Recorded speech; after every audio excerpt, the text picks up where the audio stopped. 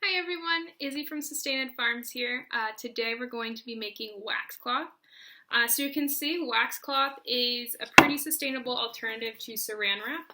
You use it to keep things fresh, you use it to put away leftovers, whatever you need, wrap up a snack.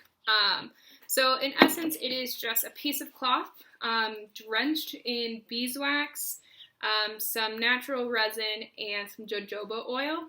And that oil is to make it antibacterial and kind of keep it a little bit cleaner. It's a great alternative because you're not using extra plastic, you're not throwing it away because this is completely reusable. All you have to do is wipe it down with some warm soapy water and you can use it again once it's dry.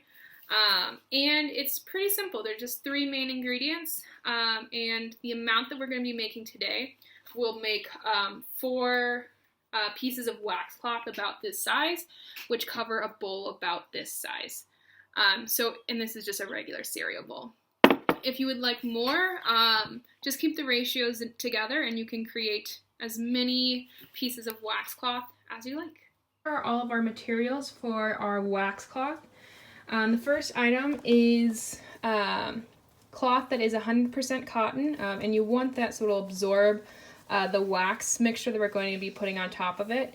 You can have whatever size you want. You'll see that these have like a really raw edge, and that's fine, whereas these are actually old dishcloths, so they don't have that raw edge. Either one will work.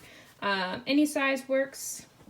And then next you're going to need some resin, and so you need 0.35 ounces of resin, and that is to make it easier for the waxcloth to stick to itself. You'll need 1.25 ounces of beeswax. Mine came in this block. To make it melt faster, I used a grater, so just a regular old cheese grater, and this is yellow beeswax. You can use white beeswax. This was honestly just cheaper.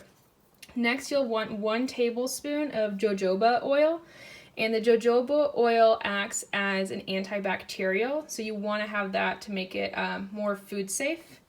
Next, I've got a scale. If you don't have a scale, that's fine. I'll be showing you what the measurements look like in a regular cup as well. You will need 2 pots or a double boiler. I don't have a double boiler so I'm using these 2 pots instead. You'll need water that we're going to put in there, something to stir with. I use this chopstick because sometimes the wax is really hard to get off, and this is an old chopstick. I don't really mind tossing.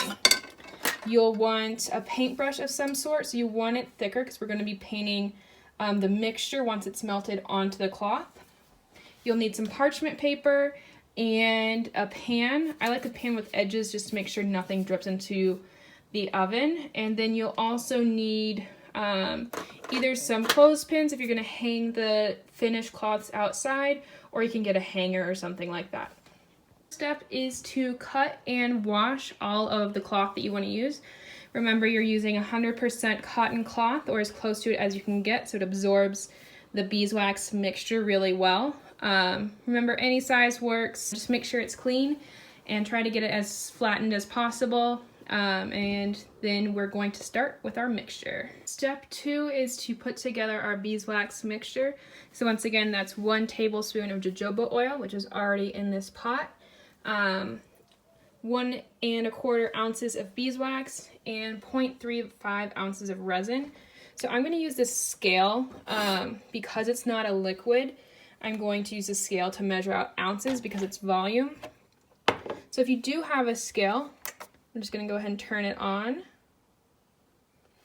And then you're going to put your container that you're using and then zero it out so it goes back to 0.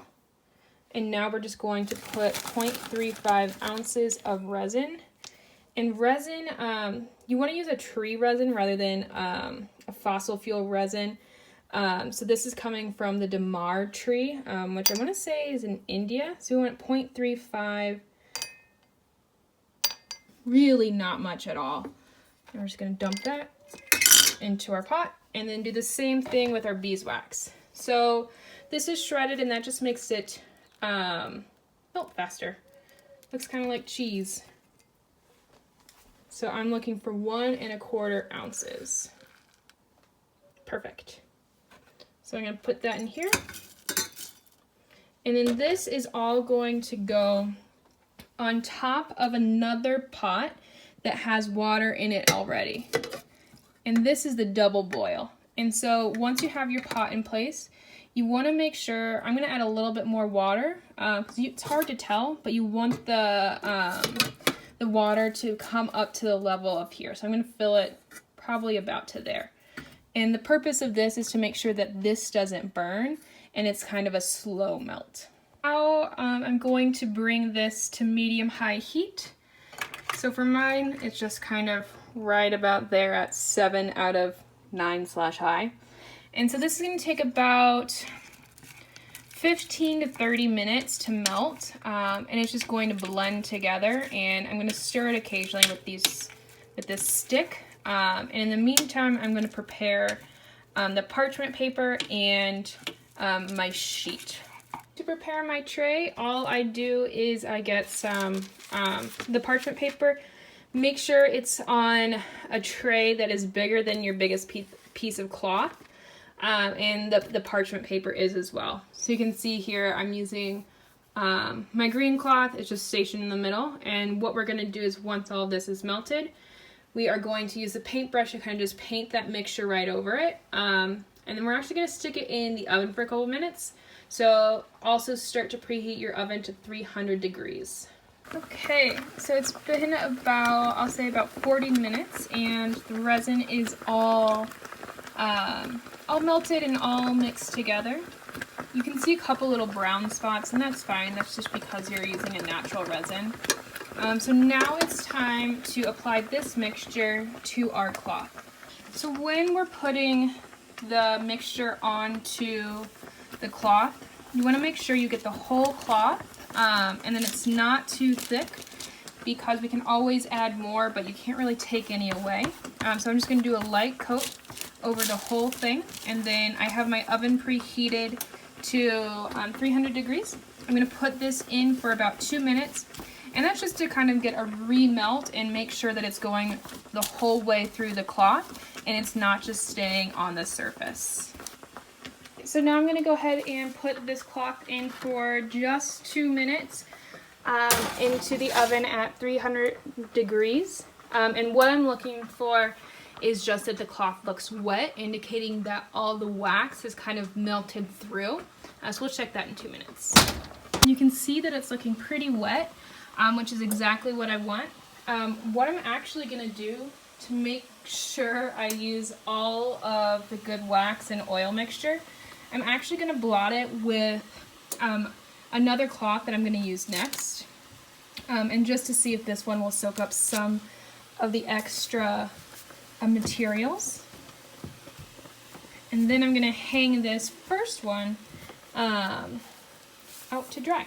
Now I've got this one hanging out to dry, and you can either do this on a clothesline or just a regular old hanger.